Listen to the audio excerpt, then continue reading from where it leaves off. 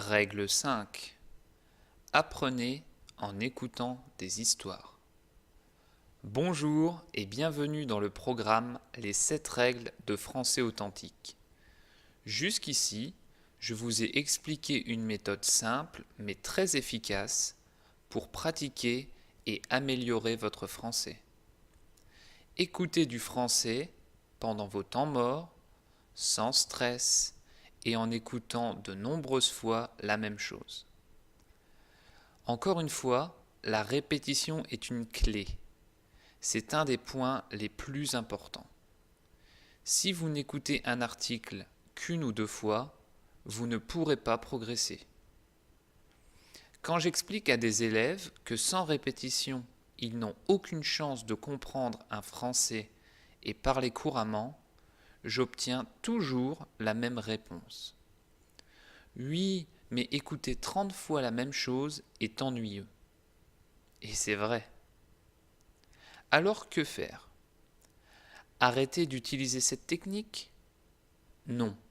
Comme je vous l'ai dit, elle est trop importante. Répéter stupidement des listes de mots sans aucun sens?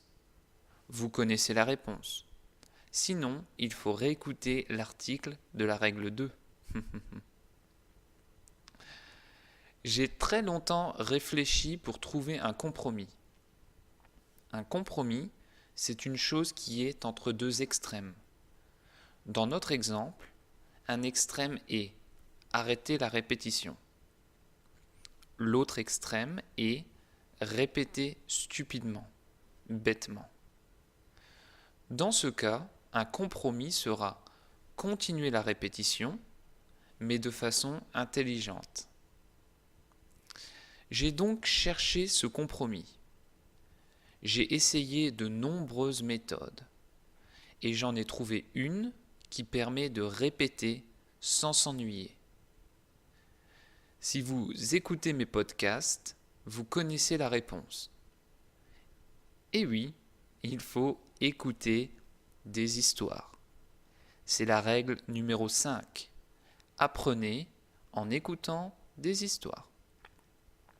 C'est le compromis qui va vous aider à répéter un même mot ou une même expression de nombreuses fois sans vous ennuyer.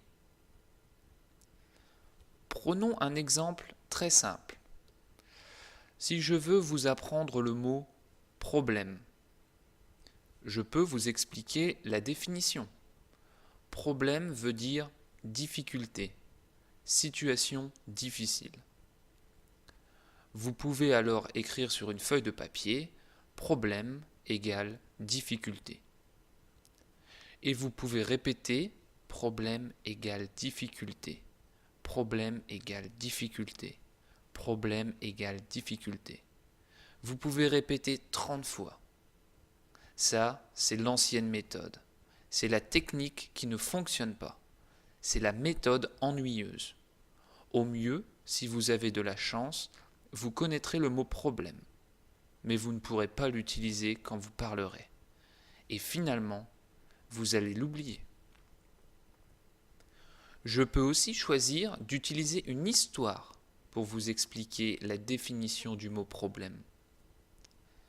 Jean-Luc et Audrey sont en vacances près de Paris et cherchent un cadeau pour les parents d'Audrey. Audrey dit « Hé, il me faut un cadeau pour maman !» « Pas de problème, répond Jean-Luc. J'ai vu une boutique de vin tout à l'heure, on peut lui acheter une bouteille. Mais tu as vraiment un problème, répond Audrey. Tu sais que maman ne boit pas de vin. Oh, il me faut vite une idée. Jean-Luc, un peu vexé, lui dit Mais arrête de créer des problèmes là où il n'y en a pas.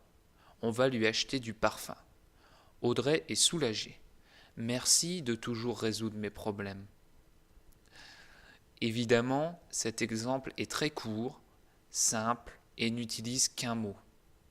Mais la méthode peut être utilisée avec des expressions plus difficiles, comme dans le podcast Ça craint par exemple. Je raconte une histoire assez simple, dans laquelle l'expression ça craint est utilisée plusieurs fois. Cela vous explique le sens de cette expression et vous aide à l'écouter plusieurs fois. Avec cette technique, vous pourrez répéter facilement et ce ne sera pas ennuyeux. Vous ne connaissez pas le sens de l'expression « ça craint » ? C'est dommage. Cette expression est utilisée tous les jours par des millions de francophones. Je vous conseille d'aller écouter le podcast Ça craint sur le site de Français Authentique. Dans les exemples problème et ça craint que je viens de donner, les histoires ne répètent qu'un seul mot ou une seule expression. Il est possible que répéter 30 fois soit un petit peu ennuyeux. Mais imaginez 3 ou 4 histoires répétant plusieurs fois 5 mots-clés et 3 expressions. Dans ce cas, vous apprendrez beaucoup et ce sera intéressant. Bien sûr, vous pouvez aussi écouter de nombreuses fois des articles qui ne racontent pas une histoire. Par exemple, les articles « Les 7 règles de français authentique » sont difficiles. Vous devez les écouter plusieurs fois pour bien les comprendre, je pense. Sinon, je vous félicite. Mais pour apprendre des mots ou expressions particuliers, écoutez des histoires qui utilisent ces mots ou ces expressions plusieurs fois est la meilleure solution. C'est le compromis que j'ai longtemps cherché. Je suis heureux de l'avoir trouvé et de le partager avec vous. Voilà, c'est tout pour aujourd'hui. Nous sommes presque à la fin du programme. Il ne reste plus que 2 règles. Ensuite, je vous expliquerai comment le système français authentique utilise ces 7 règles si efficaces. Les 5 premières règles sont: règle 1, écouter du français au lieu d'apprendre de la grammaire et d'aller en cours.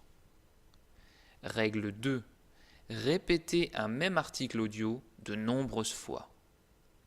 Règle 3, utilisez les temps morts de votre journée pour écouter du français. Règle 4, ne stressez pas, n'allez pas trop vite, apprenez un petit peu tous les jours.